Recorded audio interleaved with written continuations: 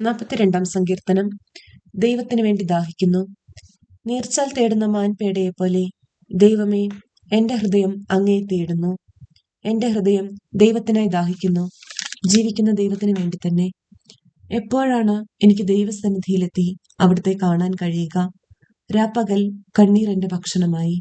എവിടെ നിന്റെ ദൈവമെന്ന് ഓരോരുത്തർ നിരന്തരം എന്നോട് ചോദിച്ചു. ജനക്കൂട്ടത്തോടൊപ്പം ഞാൻ പോയി. ദേവാലയത്തിലേക്ക് ഞാൻ അവരെ ഘോഷയാത്രയായി നയിച്ചു. ആഹ്ലാദാരവവും കൃതജ്ഞതാ ഗീതങ്ങളും ഉയർന്നു. ജനം ആർത്തുല്ലസിച്ചു. ഹൃദയം പൊട്ടി കരയുമ്പോൾ ഞാൻ ഇതെല്ലാം ഓർക്കുന്നു. എന്റെ ആത്മാവേ, നീ എന്തിനു വിഷാദിക്കുന്നു? നീ എന്തിനു നെടുവീർപ്പെടുന്നു? ദൈവത്തിൽ പ്രത്യാശ വയ്ക്കുക. എന്റെ സഹായവും ദൈവവുമായ അവിടുത്തെ ഞാൻ വീണ്ടും പുകഴ്ത്തും. എന്റെ ആത്മാവ് വിഷാദം പൂണ്ടിരിക്കുന്നു. അതിനാൽ ജോർദാൻ പ്രദേശത്തും ഹെർമോണിലും മിസ്താർ മലയിലും വെച്ച് അങ്ങയെ ഞാൻ അനുസ്മരിക്കുന്നു. അങ്ങയുടെ വെള്ളച്ചാട്ടങ്ങളുടെ ഇരമ്പൽ കൊണ്ട് ആഴം ആഴത്തെ വിളിക്കുന്നു. അങ്ങയുടെ തിരമാലകളും ഓളങ്ങളും എന്റെ മീതെ കടന്നു പോകുന്നു. കർത്താവ് പകൽ സമയത്ത് തന്റെ കാരുണ്യം വർഷിക്കുന്നു. രാത്രികാലത്ത് അവിടത്തേക്ക് ഞാൻ ഗാനം ആലപിക്കും.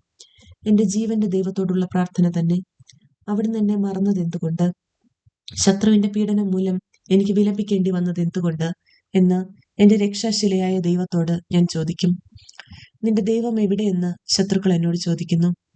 മാരകമായ മുറിവ് പോലെ ആ നിന്ദനം ഞാൻ ഏൽക്കുന്നു. എന്റെ ആത്മാവെ, നീ എന്തിനു വിഷാദിക്കുന്നു? നീ എന്തിനു നെടുവീർപ്പെടുന്നു? ദൈവത്തിൽ പ്രത്യാശ വയ്ക്കുക. എന്റെ സഹായവും ദൈവവുമായ അവിടുത്തെ ഞാൻ വീണ്ടും പുകഴ്ത്തും. ആമേൻ.